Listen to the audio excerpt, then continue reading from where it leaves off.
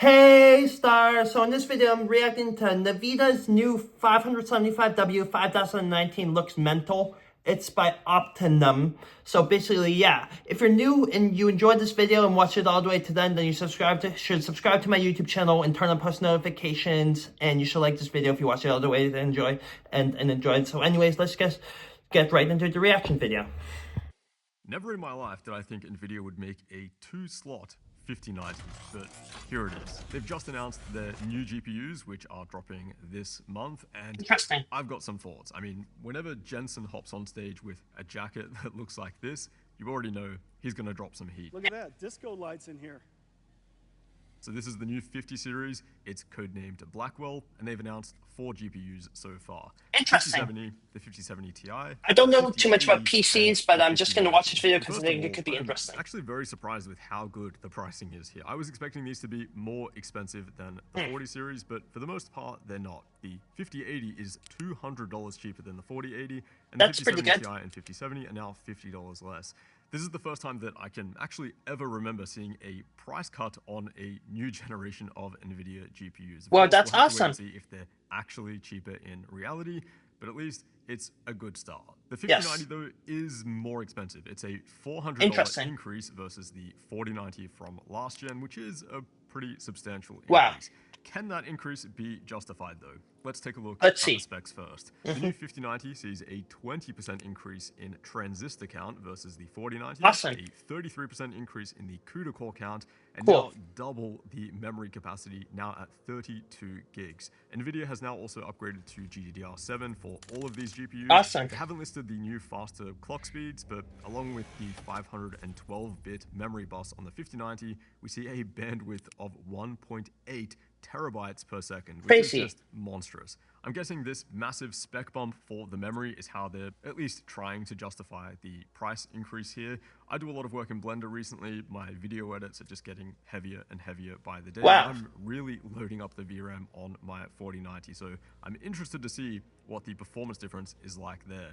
Of course, for gaming, it's not really going to make a difference, 24 to 32 gigs, but for those workstation workloads, I mean, even just looking at the bandwidth increase, it should be a very nice bump. All of the new GPUs also get upgraded to the new DisplayPort 2.1, which is really nice. Not many monitors on the market have that, but for future displays, it only makes sense to make the upgrade. I don't really know too much about PCs because I've never owned a PC, but this seems cool. Is 575 watts, which is a massive increase over the 4090, which sits at 450. Nice. As we saw with the 4090 though, it rarely pulls 450. You've really got to load up something like Furmark or like a synthetic path tracing stress test to make it pull that amount. Most of the time in 4K gaming, a 4090 will pull closer to 350 to 400 watts, and then with DLSS upscaling, you're actually looking at closer to 250 to 300. Cool. So 575 watts, hopefully it's not actually pulling that amount all the time, but we'll just have to wait and see. 5080, not as dramatic of a spec bump here, roughly a 10% increase in CUDA cores. Memory configuration is looking about the same as the 4080, but this time with GDDR7, so the speed That's really awesome. should see a nice bump, although we don't have those numbers yet.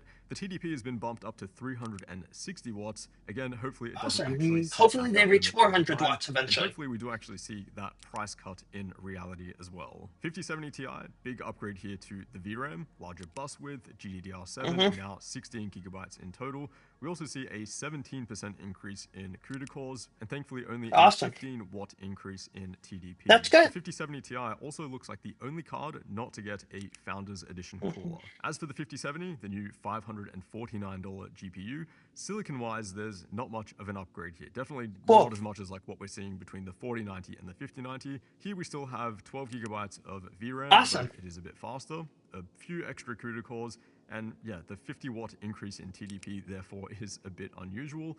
But what about performance? Well, here's what NVIDIA have published so far. As usual, it's with ray tracing and DLSS switched on. But notice in the fine print, they've also enabled frame generation, specifically on the new 50 series, something called MFG, which is a new feature called multi-frame generation. And we've already seen frame generation on the 40 series cards. Basically, instead of rendering a new frame from scratch, it'll use the previous and current frame to kind of fake or Wow, generate a that's new one. interesting. And yeah, That's really it's cool. That's so nice. really I really like effective it. in increasing the frame Ooh, rate in nice games. graphics. So the 5090 being 2 to These graphics are sexy. 2.5x faster than a 4090, I'm pretty confident in saying that's most likely because of the new multi-frame generation. Yes, Because probably. without it, in Plague Tale Requiem, we're looking at roughly a 1.5x performance bump, which is still definitely respectable, but not as much Yes, as 2.5x. exactly. And then in Far Cry 6 with no DLSS upscaling, just with ray tracing, which I guess gives us an idea of closer to pure rasterization performance, it's more like a 1.3x bump over the 4090. Yes, So exactly. yeah, 5090 definitely looks faster, but it is also more expensive. I'll just have to wait and see when I get the card in hand to see if it is actually worth the upgrade. Yes, let's see. 5080, same kind of thing here. NVIDIA are kind of misleading in these charts, always using multi-frame generation for most of the benchmarks. But yeah, $200 cheaper with roughly a 1.4x performance improvement when the settings are normalized versus a 4080.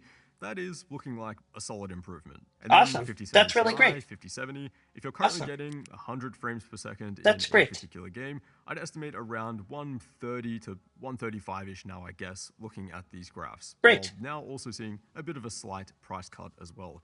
Again, we'll have to wait and see what the real performance gains are once I get these cards in hand. At the moment, it's looking like a pretty typical bump. One of the first Cool. things I noticed though was Jensen on stage holding the new 5090, and it's actually gotten smaller. So this is the 4090. It is Wow. a 3-slot GPU. As you can see, it's quite thick at the Run back. general The new processing unit. 5090 Cool. is 2 slots in thickness. How that thing is Cool. going to call 575 watts of power draw, I have no idea, but it's Yeah, going to be wow. interesting to say the least, especially in small form factor builds, which is personally what I'm typically building in. The new Founders Edition cooler is actually quite different too. There wasn't much of a change from the 30 to the 40 series, but they've actually changed quite a bit here for the 50 series. First of all, the PCB on this thing, and again, we're looking at the 5090 here, it is unbelievably tiny. They must be using Wow. a ribbon cable or something now to connect the rear I/O Nice. ports. If you take a close look, there does actually seem to be a couple of connectors on the back.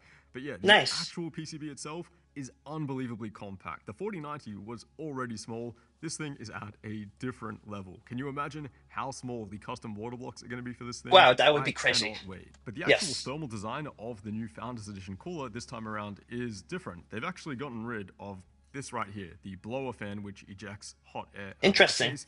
Now it's just two fans like this, blowing right through a heatsink, which is Nice. open at the other end. I don't think this is going to work well in something like a Fractal Terra, where the hot air is just going to be pushing right at the back of your motherboard. In something like a Form T1, you might be able to use longer standoffs to offset the GPU a bit, but I'm getting ahead of myself. I think the new thermal design is interesting, and actually it should be more effective because the airflow doesn't have to make any turns, it just goes right through the heatsink. The power Nice. connector now is thankfully on an angle, which is a much needed change, but it is still the same 16-pin connector, and the area around the connector, which was typically used for exhaust airflow and extra heatsink, is now blocked off. Now, Great. of course, don't pre-order anything, don't sell That's your great. current GPU. We don't know what the real performance and the real pricing looks like yet, but subscribe Cool. if you haven't already. We should probably That shouldn't be too much longer. also you subscribe to my YouTube channel, guys. And thank you guys so much for watching this video. So yeah, that was interesting. So yeah, guys, if you watch all the way to the end of the video and you're here right now, I would highly recommend subscribing to my YouTube channel, turning on post notifications, and like this video. Also, I would like everyone to have an amazing day.